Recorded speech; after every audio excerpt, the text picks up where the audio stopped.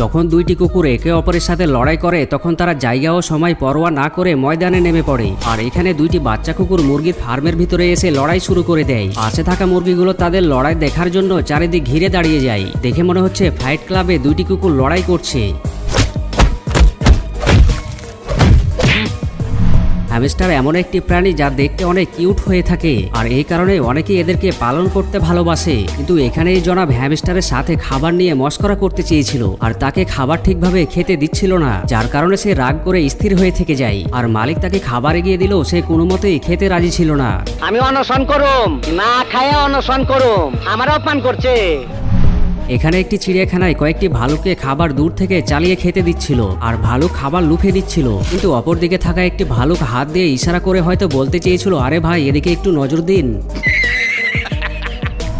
জঙ্গলে নদী পার হবার সময় অন্যান্য পশুদের অন্তর কেঁপে ওঠে, কেননা